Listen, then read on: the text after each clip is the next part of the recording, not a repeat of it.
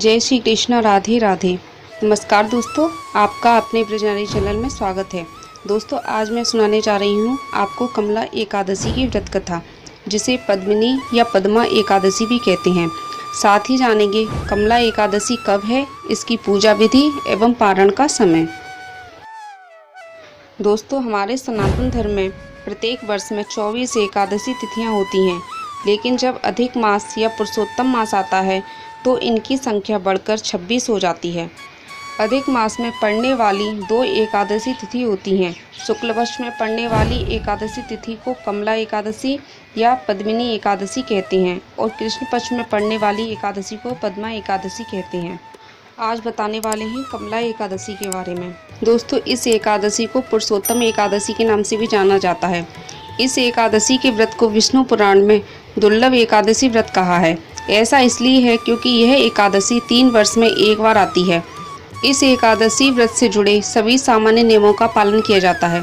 लोकप्रिय धारणा यह है कि शुक्ल पक्ष या पुरुषोत्तम मास में चंद्रमा के बढ़ते चरण के दौरान पड़ने वाली कमला एकादशी का व्रत करने से पापों से मुक्ति मिलती है और इस एकादशी के व्रत करने से वर्ष की अन्य सभी एकादशियों का लाभ प्राप्त होता है। यह व्रत करना यज्ञ, तप और दान करने के समान है। यह यज्ञ, तप और दान के सभी पुण्य प्रदान करती है। कहा जाता है, व्रत करना भी सभी तीर्थों की यात्रा करने के समान है और सभी पवित्र नदियों और तालाबों में डुबकी लगाने के समान है। यह व्रत बुद्धिमान और स्वस्थ संतान प्राप्ति के लिए भी रखा जाता है।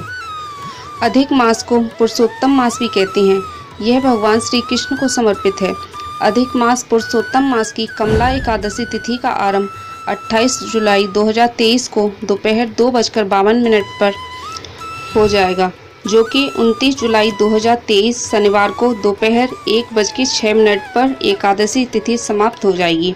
अतः कमला एकादशी का व्रत 29 जुलाई 2023 शनिवार को ही रहेगा एवं इस व्रत का पारण 30 जुलाई 2023 रविवार को सुबह 6:06 से लेकर 8:06 तक करना चाहिए। सूर्योदय व्यापिनी एवं द्वादशी युक्त जो शुद्ध एकादशी रहेगी वो 29 जुलाई 2023 शनिवार को ही रहेगी और व्रत का पारण अगले दिन ही करना होगा। हालांकि एकादशी तिथि का समापन 29 जुलाई को दोपहर 1:06 पर हो जाएगा। अब सुनते हैं पद्मिनी एकादशी व्रत की कथा। एक समय की बात है कि यह कथा पुलस्त मुनि ने नारद मुनि को सुनाई थी। त्रेता युग में कृतवीर नाम का एक राजा राज्य करता था। वह बहुत ही शक्तिशाली और प्रसिद्ध था, लेकिन राजा के पास कोई भी पुत्र नहीं था जो बाद में उसका राज्य संभाल सके और राजा को उसकी मृत्यु के बाद लोगों के भविष्य की भी चिंता थी। इसलिए उन्होंने जंगल में जाकर भगवान विष्णु को प्रसन्न करने के लिए तपस्या करने का फैसला किया।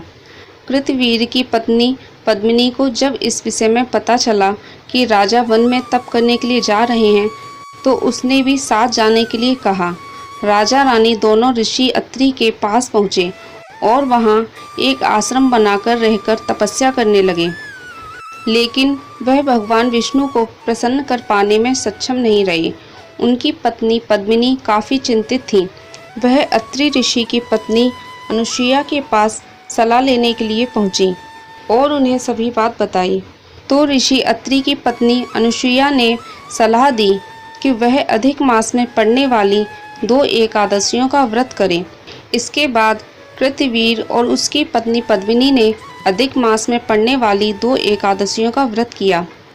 अधिक मास की एकादशियों के व्रत के प्रभाव से प्रसन्न होकर भगवान विष्णु प्रकट हुए और कहा कि तुम्हारी जो इच्छा है वह पूर्ण होगी, क्योंकि उन्होंने अधिक मास की 2 एकादशियों का व्रत किया है, जो कि अत्यधिक शुभ है। कुछ समय बाद रानी पद्मिनी ने कार्तवीर्यार्जुन नाम के एक बालक को जन्म दिया, जो एक बहुत ही शक्तिशाली राजा था और ऐसा माना जाता है कि एक समय उन्होंने रावण को हराकर कैद कर लिया था। सो हे नारद, जिन मनुष्यों ने मल मास की शुक्ल पक्ष की एकादशी का व्रत किया है, जो संपूर्ण कथा को पढ़ते या सुनाते हैं, वे भी इसके भागी होकर विष्णु लोक को प्राप्त होते हैं। इस एकादशी की व्रत कथा जो भी व्यक्ति सच्चे हृदय से श्रवण करता है, उसकी सभी इच्छाएं भगवान विष्णु की कृपा से पूर्ण होती हैं। अब जानेंगे कि एकादशी व्रत का पालन कैसे किया जाता है। पिछले दिन यानी कि 10वीं तिथि को व्रत करने का संकल्प लें और उस दिन केवल शाकाहारी भोजन करें। एकादशी के दिन प्रातः जल्दी उठकर नित्य कर्मों से निवृत्त होकर स्नान आदि करके साफ स्वच्छ कपड़े पहनें और हो सके तो पीले या लाल वस्त्र धारण करें। उसके बाद सर्वप्रथम श्री गणेश की पूजा करें, फिर भगवान विष्णु की पूजा करें। इस दिन गाय के घी का दीपक जलाना चाहिए। राधा कृष्ण और लक्ष्मी नारायण की पूजा करनी चाहिए। इस दिन की पूजा को 4 भागों में बांटा गया है। 6 घंटे पहले भगवान विष्णु को अखंडित नारियल अर्पित करना चाहिए। इस अवधि के दौरान प्रार्थना और पूजा करने से अग्नि तोम होम करने का पुण्य मिलता है। अगले भाग में तुलसी के पत्ते चढ़ाने चाहिए। इस अवधि की पूजा करने से वाजपेयी यज्ञ का पुण्य फल प्राप्त होता है। तीसरे भाग में मौसमी फल अर्पित करना चाहिए। इस अवधि में पूजा करने से अश्वमेध यज्ञ का पुण्य फल प्राप्त होता है। चौथे भाग में सुपारी और पान का पत्ता चढ़ाना चाहिए। इस दौरान पूजा अर्चना करने से राजसूय यज्ञ का पुण्य फल प्राप्त होता है। शाम के समय भगवान विष्णु के मंदिर जाकर पूजा अर्चना करनी चाहिए। इस दिन भगवान विष्णु का मंत्र ओम नमो भगवते वासुदेवाय मन ही मन जाप करना चाहिए। इन सब नियमों का पालन अपने स्वास्थ्य को ध्यान में रखते हुए ही कम या ज़्यादा कर सकते हैं। वीडियो पसंद आई हो तो लाइक करें, कमेंट में भगवान का नाम जरूर लिखें और मिलते हैं नेक्स्ट वीडियो में नई जानकारी के साथ। राधे राधे, जय श्री कृष्ण।